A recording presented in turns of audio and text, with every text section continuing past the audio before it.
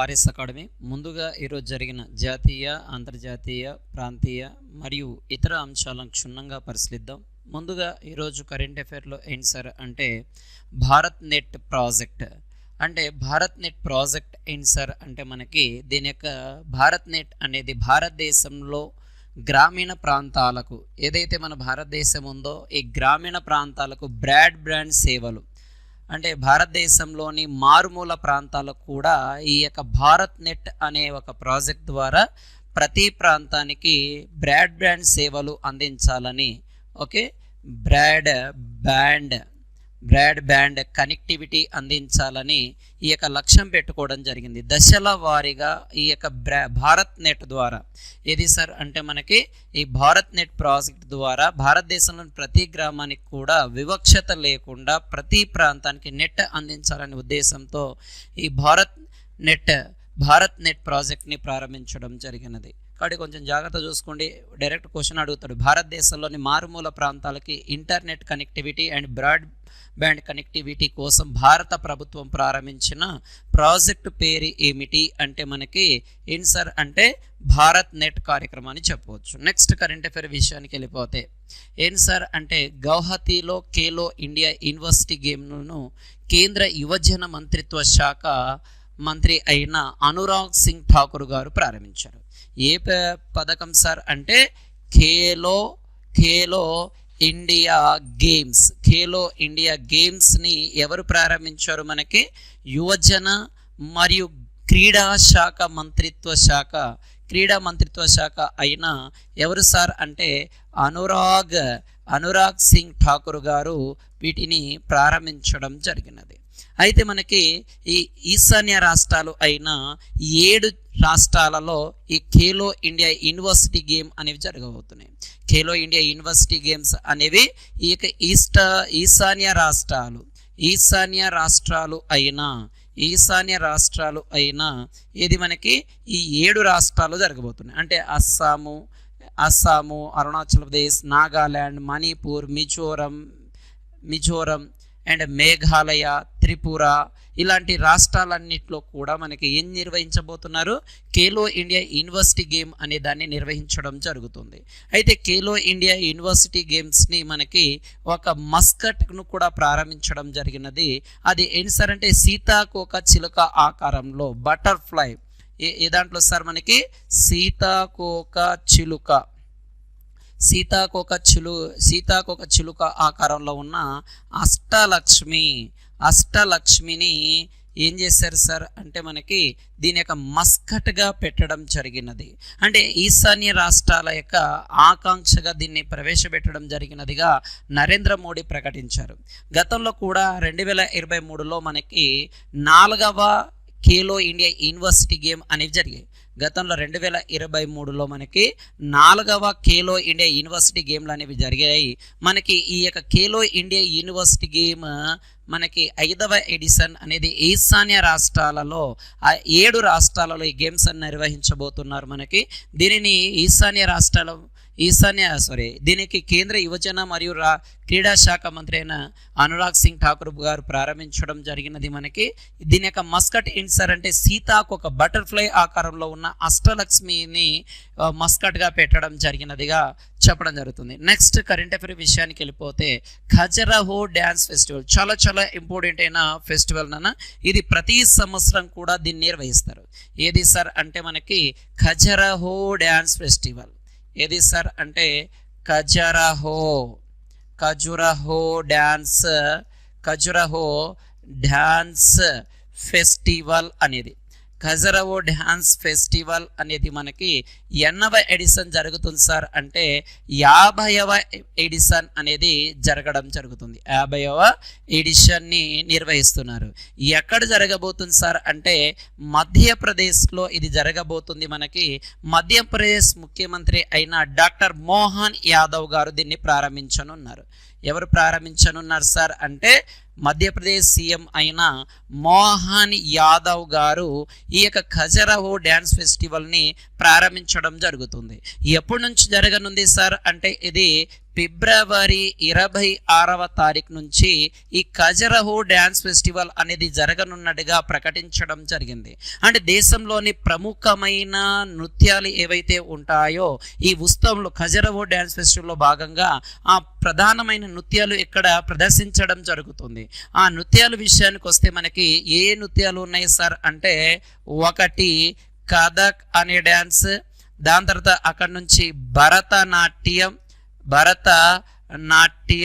దాని తర్వాత అక్కడ నుంచి మనకి ఒడిస్సీ నృత్యం అండ్ కూచిపూడి లాంటి నృత్యాలు దీంట్లో ప్రదర్శించడం జరుగుతుందిగా చెప్పడం జరుగుతుంది. అంటే విభిన్న నృత్యాలను ఇక్కడ ప్రదర్శించడం జరుగుతుంది. కాబట్టి ఇది ఒక కల్చరల్ ప్రోగ్రామ్, మనకి ప్రతి సంవత్సరం కూడా ఇది జరగడం జరుగుతుంది. 80 ఎడిషన్ సార్ అంటే 50 ఎడిషన్ ఎక్కడ జరగబోతుంది? మధ్యప్రదేశ్లో. గతంలో మనం డైరెక్ట్ అడిగిన క్వశ్చన్ ఏంటి సార్ అంటే, ఖజరహో దేవాలయం అనేది ఏ రాష్ట్రంలో కలదు అని డైరెక్ట్ అడిగాడు. మనకి ఎక్కడుంది సార్ అంటే మనకి మధ్యప్రదేశ్లో ఉండడం జరుగుతుంది. అంటే ఆ యొక్క రాష్ట్రంలో సంస్కృతి పట్ల ఈ యొక్క అవగాహన కల్పించాలి అనేది దీనిని ప్రారంభించడం జరిగింది. ఎప్పుడు ప్రారంభమవుతుంది సార్ అంటే ఫిబ్రవరి 26వ తారీఖున. దీంట్లో ఆడే నృత్యాలు మనకేమున్నాయి? కథక్ అండ్ భరతనాట్యం, ఒడిస్సీ అండ్ కూచిపూడి నృత్యాలు కూడా దీంట్లో ఆడే విధంగా ఇచ్చేయడం జరుగుతుంది. ఓకే, నెక్స్ట్ కరెంట్ అఫైర్ విషయానికి వెళ్ళిపోతే, okay, Chandigarh industrial and tourism development corporation. ఇది సార్ అంటే Chandigarh industrial tourism corporation limited అని. Chandigarh industrial tourism corporation limited వారు మనకి, ఓకే, ఈ చండీగఢ్లోని సుఖ్నా అనే సరస్సు సమీపంలో, ఎక్కడ సార్ అంటే సుఖ్నా అనే ఒక సరస్సు సమీపంలో ఒక పిజ్జా ఏటీఎంని ప్రారంభించడం జరిగింది. ఏదాన్ని ప్రారంభించారు సార్ అంటే ఒక పిజ్జా ఏటీఎంను ప్రారంభించడం జరిగినదిగా ఇచ్చేయడం జరుగుతుంది.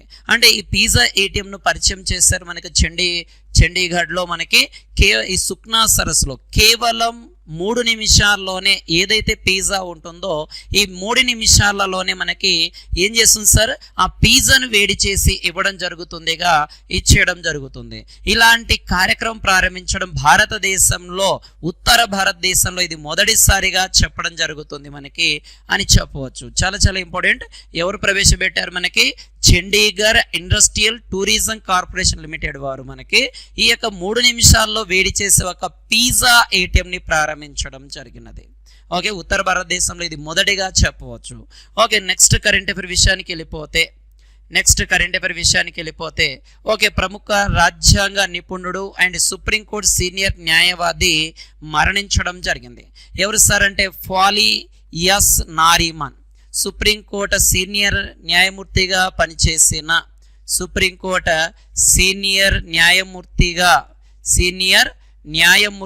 పనిచేసిన ఒక వ్యక్తి.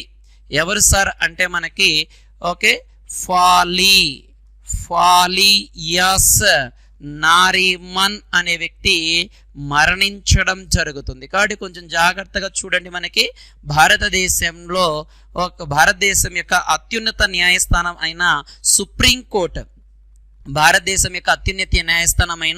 సుప్రీంకోర్టు యొక్క న్యాయవాదిగా పనిచేసిన రాజ్యాంగ నిపుణుడుగా పేరు గావించిన వ్యక్తి ఫాలీ ఎస్ నారిమన్ అనే వ్యక్తి మరణించడం జరుగుతుంది. గతంలో ఇతను చాలా రకాల కోర్టులలో పనిచేయడం జరిగింది. బాంబే హైకోర్టులో నారిమన్ ప్రారంభస్తులో పాల్గొన్నారు. దాని తర్వాత రకరకాల కార్యక్రమాల్లో ఇతను పాల్గొనడం జరిగింది. అండ్ దాని తర్వాత చూడండి, ఇటీవల సుప్రీంకోర్టులో మొదటి మహిళా న్యాయమూర్తి ఎవరు సార్? సుప్రీంకోర్టులో మొదటి మహిళా న్యాయమూర్తి ఎవరు సార్ అంటే ఫాతిమా బీబీ గారు. ఫాతిమా బీబీ గారు ఇటీవల మరణించడం కూడా జరిగింది. అంటే సుప్రీంకోర్టులో మొదట మహిళా న్యాయమూర్తిగా పనిచేసిన ఫాతిమా బీబీ గారు కూడా మనకి 2023లోనే మరణించడం జరిగింది. అండ్ ఇప్పటిదాకా సుప్రీంకోర్టు సిజేఐగా ఎవరైనా మహిళలు పనిచేశారా సార్ అంటే ఇప్పుడు దాకా సుప్రీంకోర్టు సిజేఐగా ఎవరు పనిచేయలేదు. అలాగా 2027లో కొత్తగా సుప్రీంకోర్టు ప్రధాన న్యాయమూర్తిగా ఒక మహిళ పదవి బాధ్యతలు చేపట్టబోతున్నారు. ఆమె పేరే ఏంటి సార్ అంటే నాగరత్న అనే పేరుతో పిలవచ్చు. చాలా చాలా ఇంపార్టెంట్ అయినది కరెంట్ అఫైర్ నాన్న మనకి. ప్రజెంట్ సుప్రీంకోర్టు సిజేఐగా ప్రస్తుతం ఎవరున్నారు సార్ అంటే డివై చంద్రచూడ్ గారు ప్రజెంట్ మనకి సుప్రీంకోర్టు ప్రధాన న్యాయమూర్తిగా ఉండడం జరుగుతుంది. కాబట్టి కొంచెం జాగ్రత్తగా చూడండి. 2024లో రీసెంట్గా అంటే నిన్న ఒక వ్యక్తి మరణించాడు. సుప్రీంకోర్టు న్యాయవాదిగా గతంలో పనిచేసిన వ్యక్తి. అతనే మనకి ఎవరు సార్ అంటే ఫాలీ ఎస్ నారిమన్. అయితే ఇటీవల సుప్రీంకోర్టులో మొదటి మహిళా న్యాయమూర్తిగా పనిచేసిన ఆమె ఎవరు సార్ అంటే ఫాతిమా బీబీ గారు. ఈమె కూడా మరణించడం జరిగింది. అయితే సుప్రీంకోర్టు ప్రధాన న్యాయమూర్తిగా ఎవరైనా పనిచేశారా ఇప్పుడు దాకా అంటే ఏ మహిళ కూడా పనిచేయలేదు. ఈ యొక్క 2023లో మొదటి మహిళ పనిచేయబోతుంది. ఎవరు సార్ అంటే నాగరత్న అనే ఆమె. అండ్ సుప్రీంకోర్టు సిజేఐగా ప్రజెంట్ ఎవరున్నారు సార్ అంటే డివై చంద్రచూడ్. ఇతను 50వ సుప్రీంకోర్టు ప్రధాన న్యాయమూర్తిగా చెప్పడం జరుగుతుంది.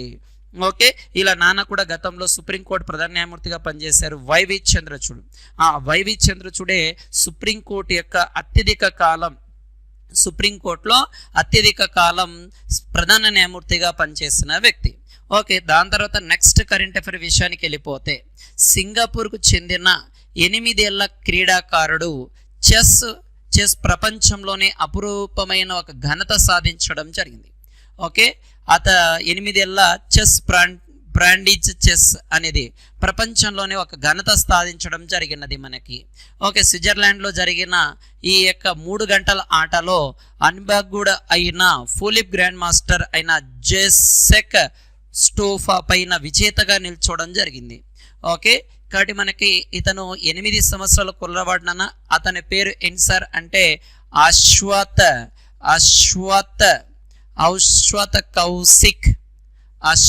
కౌశిక్. ఇతను ఓకేనన్న అనుభాగుడైన పోలిప్ గ్రాండ్ మాస్టర్ అయిన జాసెక్ స్టోఫా ఏంటి సార్ అంటే జాసెక్ స్టోఫా అనే వ్యక్తి పైన ఇతను గెలవడం జరిగినది.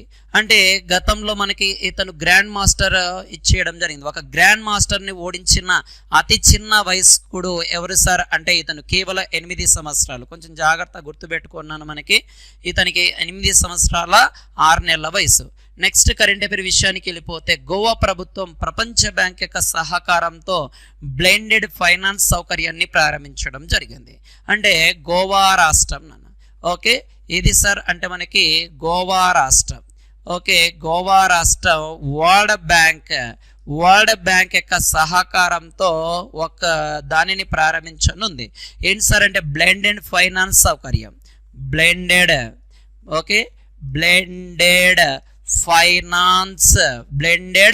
ఫైనాన్స్ సౌకర్యాన్ని ప్రారంభించడం జరిగింది. బ్లెండెడ్ ఫైనాన్స్ సౌకర్యంను ప్రారంభించడం జరిగినదిగా చెప్పడం జరుగుతుంది.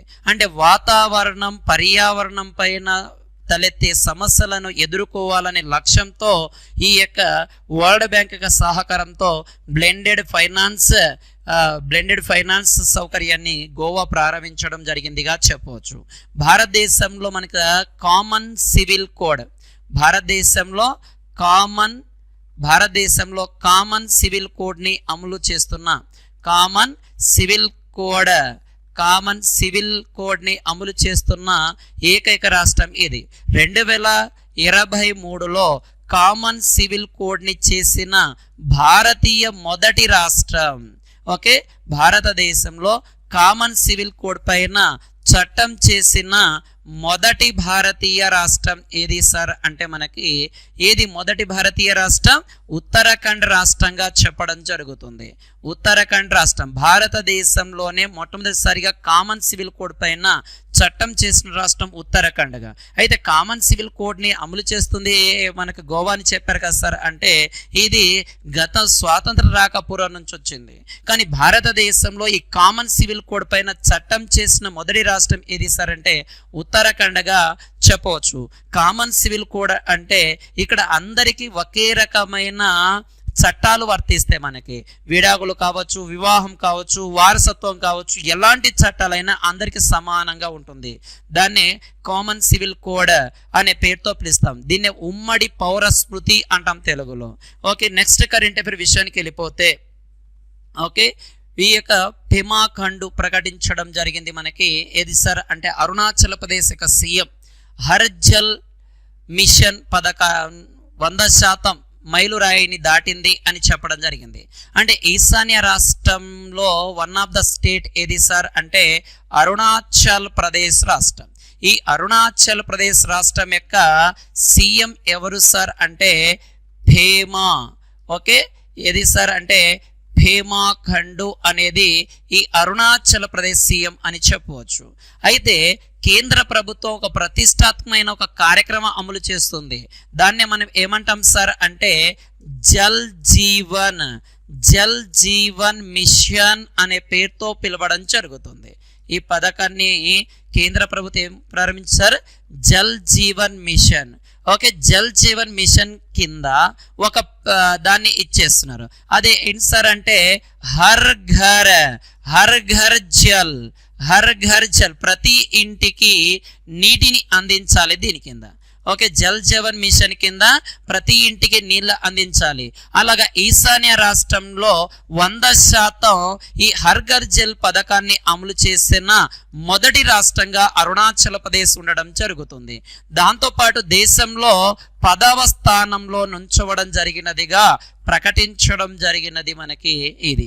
అంటే అరుణాచల్ ప్రదేశ్ రాష్ట్రం ఈ యొక్క సీఎం అయిన పేమా ఖండ్ గారు ఏమని ప్రకటించారు అంటే భారతదేశంలో జల్ జీవన్ మిషన్ కింద అమలవుతున్న హర్ ఘర్ జల్ పథకాన్ని 100కు 100% మేము ఇంప్లిమెంట్ చేశాము అని ప్రకటించడం జరిగినది. ఓకే, దాంతోపాటు దేశంలో ఎన్నవ స్థానంలో ఉందంట 10వ స్థానం. ఈశాన్య రాష్ట్రంలో 100కు 100% దీన్ని అమలు చేసిన మొదటి రాష్ట్రం ఏముంది సార్ అంటే అరుణాచల్ ప్రదేశ్. అరుణాచల్ ప్రదేశ్ అంటే భారతదేశం యొక్క తూర్పు వైపున చిట్ట చివరి రాష్ట్రంగా చెప్పడం జరుగుతుంది మనకి. ఓకే, దాని తర్వాత నిన్న ఫిబ్రవరి 20 ఈ యొక్క అరుణాచల్ ప్రదేశ్ రాష్ట్ర అవతరణ దినోత్సవంగా కూడా మనం చెప్పుకున్నాం చూడండి. ఓకే, కాబట్టి కొంచెం జాగ్రత్తగా వీటిని యాడ్ చేసుకోండి. నెక్స్ట్ కరెంట్ అఫైర్ విషయానికి వెళ్ళిపోతే మనకి ఓకేనన్నా మనకి 2024లో ఫోటోగ్రాఫ్ ఆఫ్ ది ఇయర్గా ఒకరిని ప్రకటించడం జరిగింది. ఓకే, కాబట్టి మనకి 2024లో okay photographer of the year okay Swedish ఫోటోగ్రాఫర్ని ప్రకటించారు నన్ను 2024లో. స్వీడిష్ ఫోటోగ్రాఫర్ అయిన అలెక్స్ డాసన్ అని ఎవరు సార్ మనకి అలెక్స్ డాసన్ ని ప్రకటించడం జరిగింది. ఇతను తీసిన అండర్ వాటర్ ఫోటోగ్రాఫ్ అనేది చూసుకుంటే ఓకేనన్న ఇది సార్ అంటే అండర్ వాటర్ ఫోటోగ్రాఫ్ను ఈ యొక్క 2024 ఫోటోగ్రాఫ్ ది ఇయర్ అవార్డ్ అందుకోవడం జరిగినది మనకి. అంటే లోపల మనకి నీటి లోపల ఉన్న ఫోటోని ఇచ్చేయడం జరిగినది మనకి. ఓకే, ఇతను ప్రతిష్టాత్మకమైన ఒక బిరుదును కూడా సొంతం చేసుకోవడం జరిగింది. అతని విజేత ఎంట్రీ వెల్స్ బోన్ గ్రీన్లాండ్ మంచు ఫలకం మంచు నిండి ఉన్న విస్తరణ దిగువన వీక్షకులను రవాణా చేసే మంత్రముగ్ధులు చేసే ఒక చిత్రాన్ని తీయడం జరిగింది. కాబట్టి కొంచెం జాగ్రత్త. Alex Dawson Swedish photographer underwater ఫోటోగ్రాఫ్ని 2024లో photograph of the year award అందుకోవడం జరిగింది. దాని తర్వాత ఐరిస్ అండ్ మసాలియా అనే అంగారక గ్రహం మరియు బృహస్పతి మధ్య ఉన్న ఓకేనన్న 2 గ్రహ శకలాలు ఆస్ట్రాయిడ్స్. అంటే మనకు చూసుకుంటే ఇలాగ మనకు సూర్యుని చుట్టూ సన్ చుట్టూ తిరిగే ప్లానెట్స్ ఎలాగుంటాయి సార్ అంటే మనకి బుధుడు, ఓకే, శుక్రుడు, శని, బుధుడు, శుక్రుడు అండ్ భూమి అండ్ అంగారకుడు అండ్ బృహస్పతి. ఇక్కడ దాకా చూద్దాం. ఈ యొక్క అంగారకుడికి బృహస్పతికి మధ్య మనకి 2 ఉల్కా బెల్టులో ఉన్న 2 గ్రహ శకలాలు, వీటిని ఆస్ట్రాయిడ్స్ అంటాం. వాటి పేరే ఏంటి సార్ అంటే ఐరిస్ మరియు మసాలియా అనే 2 ఉండడం జరుగుతుంది. ఈ 2 గ్రహ శకలాల పైన ఏ దానిపైన ఐరిస్ పైన అండ్ మసాలియా పైన ఏమున్నాయంట మనకి నీటి మంచు రూపంలో ఉన్నట్టుగా ఆ ఉనికిని గుర్తించడం జరిగింది. నీరు అనేది మనకి ఎలాగుందంట మంచు రూపంలో ఉన్నట్లుగా ప్రకటించడం జరిగినది. ఇది కొంచెం జాగ్రత్తగా చూసుకోండి.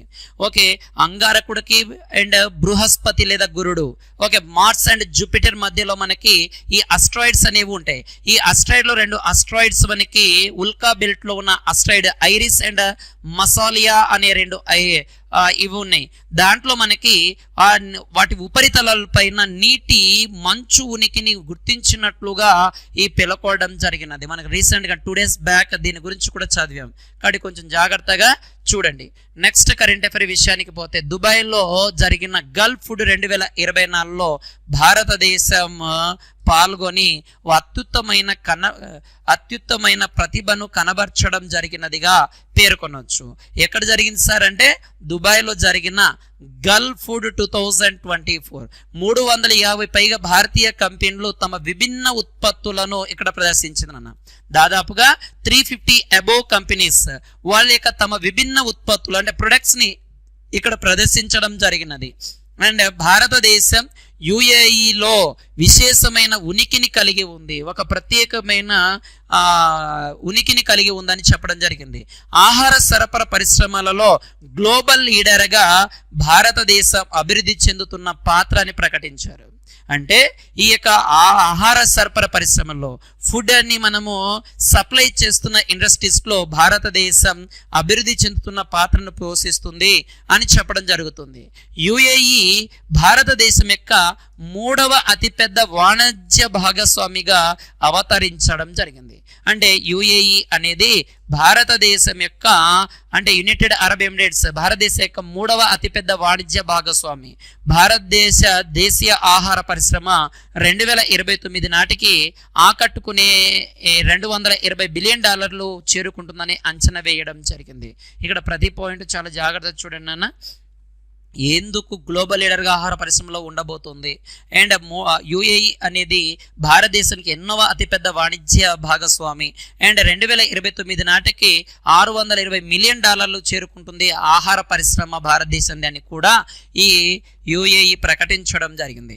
దాని తర్వాత 17వ ఇండియన్ ప్రీమియర్ లీగ్, ఓకే, 17వ ఇండియన్ ప్రీమియర్ లీగ్ అనేవి ప్రారంభం కాబోతున్నాయి. మనకి ఎప్పటి నుంచి ప్రారంభం కాబోతున్నాయి సార్ అంటే మనకి ఓకే 2024 మార్చి 22 నుండి మే 29 మధ్య ప్రపంచవ్యాప్తంగా షెడ్యూల్ ఇచ్చేయడం జరిగింది. అయితే 2024లో 17వ ఐపీఎల్ని ఎవరు స్పాన్సర్ చేస్తున్నారు సార్ అంటే టాటా గ్రూప్స్ వాళ్ళు స్పాన్సర్ చేయడం జరిగినది మనకి. అయితే దీనిపైన ఎవరు నిర్వహిస్తారు సార్ దీన్ని? ఐపీఎల్ ఇండియన్ ప్రీమియర్ లీగ్ను ఎవరు నిర్వహిస్తారు సార్ అంటే బీసీసీఐ నిర్వహించడం జరుగుతుంది. అంటే భారత్ క్రికెట్ కంట్రోల్ కౌన్సిల్ అనేది దీన్ని నిర్వహించడం జరుగుతుంది. మనకి board of cricket council of India అనేది నిర్వహిస్తుంది. దాంతో పాటు మనకి మహిళల ప్రీమియర్ లీగ్ 2వ సీజన్ ఫిబ్రవరి 23న ప్రారంభం కానుందిగా ప్రకటించడం జరిగింది. అంటే 2024 2024లో మహిళల రెండవ ప్రీమియర్ లీగ్ ఫిబ్రవరి 23న ప్రారంభమవుతుంది ప్రకటించారు. అంటే పురుషులది మార్చి 22న 17వ ఎడిషన్ ప్రారంభమవుతుంది. ఈ రోజు ప్రశ్న ఏంటి సార్ అంటే 16వ IPL విజేత ఎవరు, రన్నర్ అప్ ఎవరు? మళ్ళీ క్వశ్చన్ అడుగుతున్నా, 16వ IPL విజేత ఎవరు అండ్ రన్నర్ అప్ ఎవరు? కామెంట్ రూపంలో తెలియజేయండి, లైక్ చేయండి, షేర్ చేయండి. కామెంట్ చేయడం, లైక్ చేయడం మాత్రం మర్చిపోవద్దు. నెక్స్ట్ కరెంట్ అఫైర్ విషయానికి వెళ్ళిపోతే, ఓకేనా, జీడి బిర్లా అవార్డును గెలుచుకున్న మొట్టమొదటి మహిళా శాస్త్రవేత్త ఎవరు సార్ అంటే మనకి అది సేన్ దే. 2023 సంవత్సరానికి సంబంధించి శాస్త్రీయ పరిశోధనకు గాను మనకి జీడి బిర్లా అవార్డును ఎవరు గెలుచుకున్నారు సార్? మనకి అతిథి సేన్. ఈమె మొట్టమొదటి మహిళ కావడం కూడా ఒక విశేషం. ఈ అవార్డును, జీడి బిర్లా అవార్డును 1991లో ఏర్పాటు చేశారు. ఈ అవార్డు 50 సంవత్సరాల లోపు ఉన్న భారతీయ శాస్త్రవేత్తలు నిర్వహించిన అసాధారణ పరిశోధనలకు ఇస్తారు.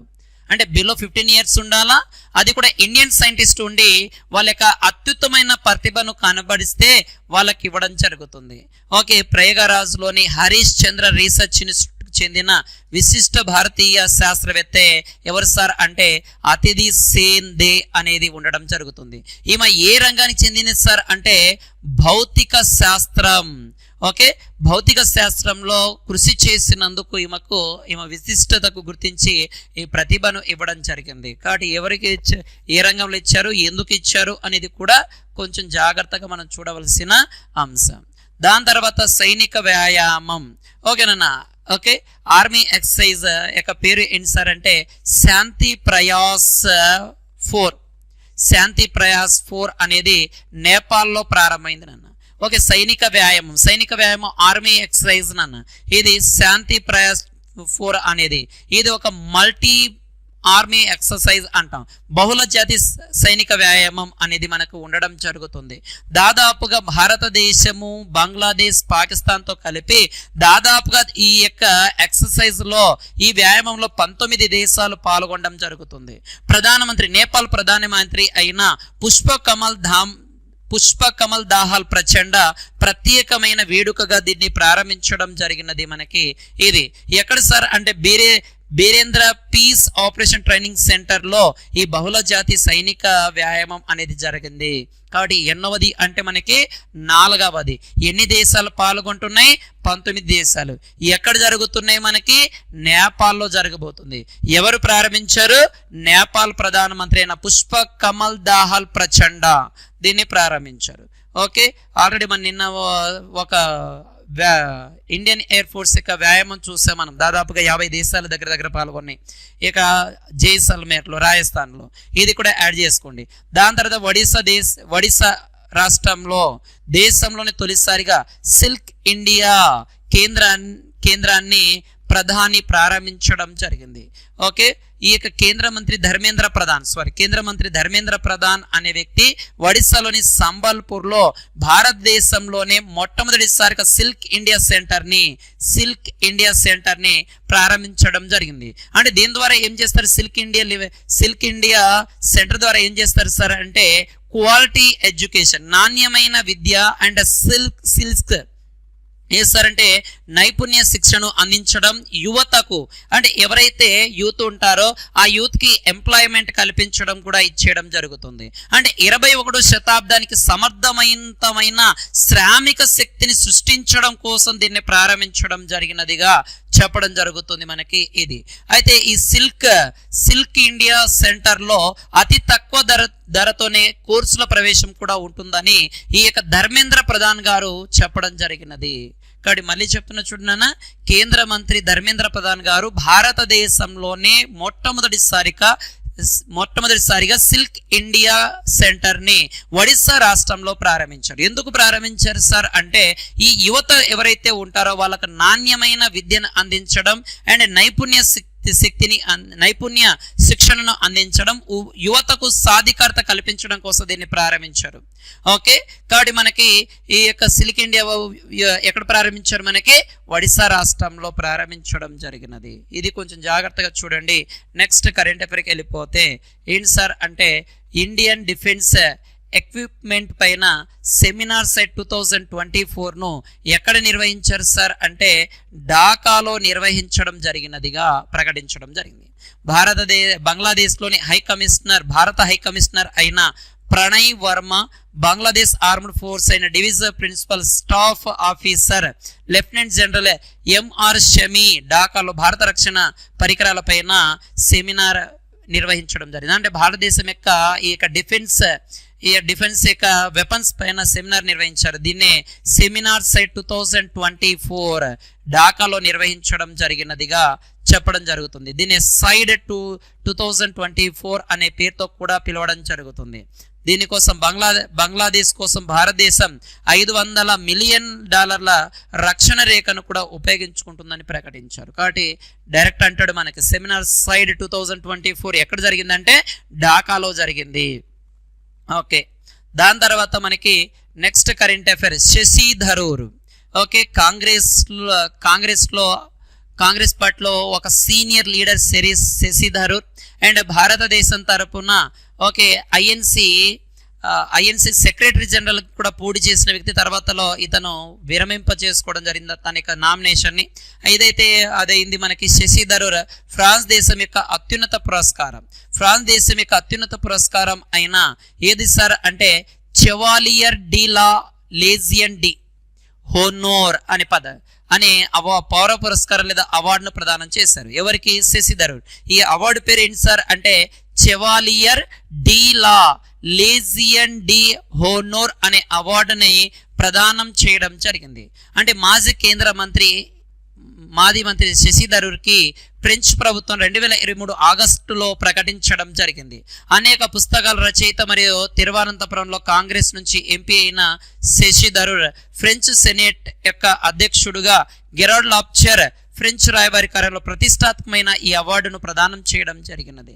కాబట్టి కొంచెం జాగ్రత్త చూడన్న శశి థరూర్ మనకి కాంగ్రెస్లో సీనియర్ వ్యక్తి అండ్ తిరువనంతపురం నుండి కాంగ్రెస్ ఎంపీగా కూడా పనిచేయడం జరిగింది.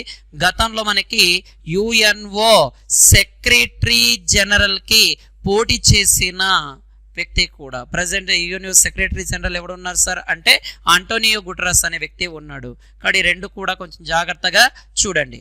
నెక్స్ట్ కరెంట్ అఫైర్ విషయానికి వెళ్ళిపోతే 3 ఏళ్లలో $17 బిలియన్ అంటే దేశీయ అంటే ఇండియా యొక్క ఓకేనా దేశీయ ఆర్టిఫిషియల్ ఏఐ మార్కెట్ పైన ఒక నామ్స్కామ్ ఒక రిపోర్ట్ని ఇవ్వడం జరిగినది.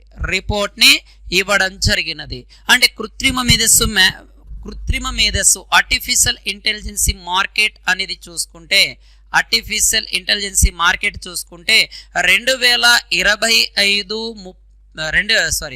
కృత్రిమ మార్కెట్ చూసుకుంటే 25% నుంచి 35% వృద్ధి చెందుతుందిగా చెప్పడం జరిగింది. అదే 2027 నాటికి ఈ కృత్రిమ మేధస్సు మార్కెట్ ఆర్టిఫిషియల్ ఇంటెలిజెన్సీ మార్కెట్ 2027 నాటికి అభివృద్ధి చెంది $17 బిలియన్ చేరుకుంటుంది అని ఈ టెక్నాలజీ లీడర్షిప్ ఫోరం 2024 సందర్భంగా ఈ యొక్క నామ్స్కామ్ రిపోర్ట్లో పేర్కొనడం జరిగినది మనకి. కాబట్టి కొంచెం జాగ్రత్త చూడండి అన్న మనకి ఈ యొక్క దేశీయ ఆర్టిఫిషియల్ ఇంటెలిజెన్స్ లేదా కృత్రిమ మేధస్సు పైన అంచనా వేసింది నామ్స్కామ్ బీసీజీ నివేదిక అంటాం. నామ్స్కామ్ బీసీజీ రిపోర్ట్ అనే పేరుతో పిలుస్తాం. ఇది 25 నుంచి 35% వృద్ధి పెరుగుతుంది. 2027 నాటికి $17 బిలియన్ వృద్ధి చెందుతుంది మార్కెట్ అని చెప్పారు. ఓకే, దాని తర్వాత నెక్స్ట్ చూసుకుంటే ఈ యొక్క జపాన్ భారతదేశంలో 9 ప్రాజెక్టులకు రుణ సహాయం అందించడం జరిగింది. ఓకే, ఏది సార్ అంటే జపాన్ అనే దేశం భారతదేశంలో 9 ప్రాజెక్టులకు ఎన్ని ప్రాజెక్టులకు సార్ అంటే 9 ప్రాజెక్టులకు 12,800 కోట్ల రూపాయలను రుణ సహాయం అందిస్తాను అని ప్రకటించడం జరిగింది. ఓకే, దీన్ని మనము 232.20 బిలియన్ యాన్స్ అనే పేరుతో పిలవచ్చు మనకి ఇది నాన్న. అంటే దీంట్లో భాగంగా సంబంధించిన ప్రాజెక్టులు కొన్ని చూస్తే మనకి okay, north east road network connectivity, north east road connectivity and Chennai ferry ring road. ఓకేనన్న, చెన్నై ఫెరీ రింగ్ రోడ్కి, దాని తర్వాత హర్యానాలో సస్టైనబుల్ డెవలప్మెంట్ అయిన హార్టికల్చర్కి, హర్యానాలో సస్టైనబుల్ డెవలప్మెంట్ హార్టికల్చర్ కూడా రుణ సహాయం, అండ్ రాజస్థాన్లో క్లైమేట్ చేంజ్ రెస్పాన్స్ ఎకోసిస్టమ్ సర్వీస్కి ఈ యొక్క జపాన్ ఆర్థిక సహాయం చేస్తానంది. అంటే కొన్ని ప్రాజెక్టులు చెప్పిన దాదాపుగా 9 ప్రాజెక్టులకి 12,800 కోట్ల రూపాయలను ఇచ్చేయడం జరుగుతుంది. దాంతోపాటు మనకి తెలంగాణలో ఏర్పాటయ్యే స్టార్టప్కి అండ్ ఇన్నోవేషన్ ప్రాజెక్ట్కి, మహిళా గ్రామీణ పరిశ్రమలలో నైపుణ్యాలు గుర్తించేందుకు, ఎంఎస్ఎంఈ వ్యాపార విస్తరణ కోసము అండ్ ఇలాగ రకరకాల వాటిపైన జపాన్ దేశం యొక్క రాయబారి భారతదేశంలో 2 దేశాల మధ్య ఏం జరిగింది సార్ అంటే ఒప్పందాలు కుదిరాయి అని చెప్పవచ్చు మనకి. దాని తర్వాత గుల్వీర్ సింగ్ యొక్క స్వర్ణ పతాకం ఎన్నికి తీసుకోవడం జరిగింది, అదేంటో ఒకసారి చూద్దాం. మనకి గుల్వీర్ సంబంధించి ఆసియా ఇండోర్ అథ్లెటిక్ ఛాంపియన్షిప్ పురుషులు 3000 మీటర్ల పరుగు పందెంలో భాగంగా గెలుచుకున్న స్వర్ణ పతకం. ఈ దాంట్లో ఆసియా ఇండోర్ అథ్లెటిక్ ఛాంపియన్షిప్ లో 3000 మీటర్స్ విభాగంలో భాగంగా ఇతని గోల్డ్ మెడల్ పతకాన్ని అథ్లెటిక్ సింగ్ కోల్పోవడం జరిగింది. అంటే టెహ్రాన్ లో జరిగిన ఒక ఈవెంట్ లో గుల్వీర్ రేస్ సందర్భంగా తాను పరిగెడుతూ వరుస నుంచి పక్క వరుసలోకి వెళ్ళినట్లుగా తేలడంతో అతను అనర్హత వేటుకి అవడం జరిగింది. అంటే నిర్వాహకుల నిర్ణయాన్ని భారత బృందం అప్పీలు చేయగా గుల్వీర్ నిబంధనలకు వ్యతిరేకంగా వ్యవహరించినట్టు తేలడంతో అప్పీలు కొట్టివేయడం జరిగినది. ఓకే, ఇక్కడ పొందిన స్వర్ణం సార్ మనకి ఆసియా ఇండోర్ అథ్లెటిక్ ఛాంపియన్షిప్ లో పురుషుల విభాగంలో 3000 మీటర్ల పరుగు పందెంలో గెలుచుకున్న స్వర్ణ పతాకాన్ని కోల్పోయాడు. ఎందుకంటే టెహ్రాన్ లో జరిగిన ఒక ఈవెంట్ లో గుల్వీర్ రేస్ సందర్భంగా తన యొక్క ట్రాక్ లో కాకుండా పక్క ట్రాక్ లోకి వెళ్ళినట్టుగా ఇక్కడ తెలుస్తుంది. దానిపైన భారత బృందము దాన్ని అప్పీల్ చేయగా నిజంగానే అతను పక్కకు వెళ్ళినట్టుగా దాంట్లో నిర్ధారణ అవ్వడం జరిగింది. దాని తర్వాత నెక్స్ట్ మరాఠాల రిజర్వేషన్. ఓకే, అంటే మహారాష్ట్ర రాష్ట్రంలో మనకి విద్యా సంస్థలలో అండ్ ఉద్యోగాలలో 10% రిజర్వేషన్ ని కల్పిస్తూ రాష్ట్ర శాసనసభ ఏకగ్రీవంగా బిల్లును ప్రవేశపెట్టడం జరిగింది. రాష్ట్ర విద్యా సామాజిక వెనుకబాటు బిల్లు 2024ను ముఖ్యమంత్రి ఏక్నాథ్ షిండే ప్రవేశపెట్టగా ఓకే రిజర్వేషన్ ని ఇచ్చేశారు. అయితే ఈ యొక్క మరాఠాలు రాష్ట్ర జనాభాలో 28% ఉన్నారు. ఓకే, ఈ యొక్క మరాఠాలు ఈ దాంట్లో ఈ మహారాష్ట్ర జనాభాలో 28% ఉండడం జరుగుతుంది. అయితే మరాఠాలకు అమలయ్యే రిజర్వేషన్ 10% రిజర్వేషన్ 10 ఏళ్ల తర్వాత మళ్ళీ సమీక్షించి రాష్ట్రంలో భిన్న కులాల వర్గాల వారికి ఇప్పటికే 52% రిజర్వేషన్ అమలు అవడం జరుగుతుంది. ఇందులోనే ఓబీసీలకు 19% రిజర్వేషన్ ఉండడం జరుగుతుంది. అంటే దేశం పరిధిలో 50% మార్కును దాటిన రిజర్వేషన్ అమలు అవుతున్నాయి మనకి. అయితే ఆల్రెడీ మన భారతదేశంలో రిజర్వేషన్ ఏ రాష్ట్రంలో ఎక్కువ ఉంది సార్ అంటే తమిళనాడు రాష్ట్రంలో రిజర్వేషన్ 69%కి చేరడం జరిగినది. దాని తర్వాత హర్యానా రాష్ట్రంలో ఎంత సార్ అంటే 67% రిజర్వేషను. దాని తర్వాత రాజస్థాన్ రాష్ట్రంలో 64% రిజర్వేషను అండ్ బీహార్లో 69% అండ్ గుజరాత్ రాష్ట్రంలో చూసుకుంటే ఎంత సార్ 59%. వెస్ట్ బెంగాల్లో 55% రిజర్వేషన్ చేయడం జరిగినదిగా ప్రకటించడం జరుగుతుంది మనకి ఇది. కాబట్టి కొంచెం జాగ్రత్త చూడండి. 2024లో ఈ మరాఠాలకి 10% రిజర్వేషన్ పెంచారు. మిగతా రాష్ట్రాల్లో కూడా రిజర్వేషన్ చూస్తే మనకి తమిళనాడులో 69, హర్యానాలో 67, రాజస్థాన్లో 64, బీహార్లో 69, గుజరాత్లో 59 అండ్ పశ్చిమ బెంగాల్లో 55% రిజర్వేషన్ ఉండడం జరుగుతుందిగా చెప్పడం జరుగుతుంది మనకి. కాబట్టి కొంచెం జాగ్రత్త. ఇటీవల చూడండి తెలంగాణ రాష్ట్రంలో కూడా అక్కడ ఉండే గిరిజనులకి రిజర్వేషన్ పెంచడం జరిగినది. అండ్ ఇటీవల ఛత్తీస్గఢ్లో ఉండే, జార్ఖండ్లో ఉండే వాళ్ళకు కూడా రిజర్వేషన్ పెంచడం జరిగినది. కాబట్టి ఇలాంటి రిజర్వేషన్ సంబంధించిన అంశాలన్నీ కూడా చూడండి. భారత రాజ్యాంగంలో మనకి 50% రిజర్వేషన్ దాటకూడదు అనే నిబంధన కూడా ఉండడం జరుగుతుంది. అదే 69% ఉన్న తమిళనాడు యొక్క రిజర్వేషన్ని 9వ షెడ్యూల్లో చేర్చడం జరిగినది మనకి. అంటే దీనిపైన 9వ షెడ్యూల్ పైన న్యాయ సమీక్ష చేయకూడదని చేశారు. కానీ 1973లో తీర్పు తర్వాత రాజ్యాంగంలో ఏ దానిపైనైనా మేము న్యాయ సమీక్ష చేస్తాము అని సుప్రీంకోర్టు కూడా ప్రకటించడం జరుగుతుంది. అది న్యాయ సమీక్ష కిందికి వస్తాయి అవి అని చెప్పడం జరుగుతుంది మనకి. ఇది మనకున్నది. దాని తర్వాత ముంచెత్తుతున్న మాంద్యం చూడండి. మనకి ప్రపంచ ఆర్థిక మాంద్యంలో నడుస్తుంది.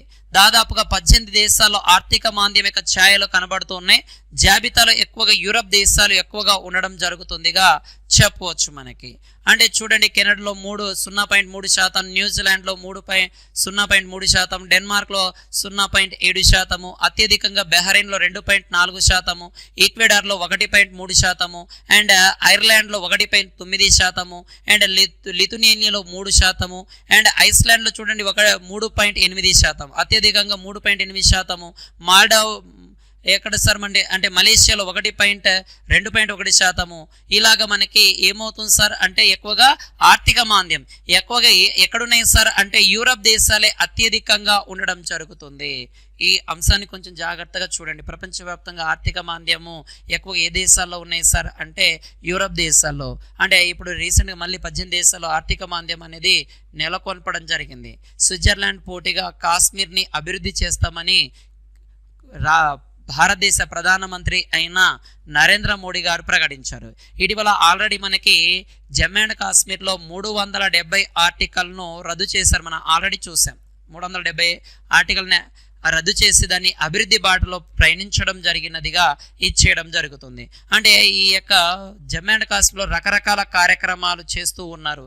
ఇటీవల జమ్మూ అండ్ కాశ్మీర్లో దేశంలోనే అతి పొడవైన స్వరంగ మార్గాన్ని కూడా ప్రారంభించడం జరిగినది నరేంద్ర మోడీ గారు.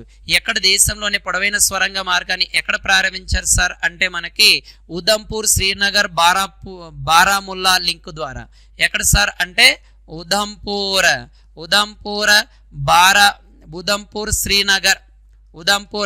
శ్రీనగర్ బారాముల్లా. ఈ బారాముల్లా ప్రాంతంలో 12.77 కిలోమీటర్ పొడవైన రైల్వే సొరంగ మార్గాన్ని ప్రారంభించడం జరిగింది. ఇది దేశంలోనే అతి పొడవైన రైల్వే సొరంగ మార్గంగా చెప్పవచ్చు. దేశంలోనే అతి పొడవైన రైల్వే సొరంగ మార్గం కూడా చెప్పవచ్చు. ఇక్కడ జమ్మూ అండ్ కాశ్మీర్లోని మనకి అతి పొడవైన రోడ్డు టన్నెల్ కూడా ఉంది. దాన్ని జవహర్ లాల్ నెహ్రూ టన్నెల్ అంటాం. 9.2 కిలోమీటర్ పొడవున ఉంటుంది. ఈ పొడవైన రైల్వే సొరంగ మార్గం 12.77 కిలోమీటర్ పొడవుగా ఉండడం జరుగుతుంది మనకి. కాబట్టి ఇలాంటి అంశాలు కొంచెం జాగ్రత్త చూడండి. స్విట్జర్లాండ్ పోటీగా కాశ్మీర్ని అభివృద్ధి చేస్తాము అని తీర్చిదిద్దుతామని నరేంద్ర మోడీ గారు ప్రకటించడం జరిగింది. ఇది ఈరోజు జరిగిన కరెంట్ అఫైర్. మిగిలిపోయిన అంశాలు ఉంటే రేపటి కరెంట్ అఫైర్లో చూద్దాం. RS academy Kurnool. మీ స్వామి సార్. జై హింద్.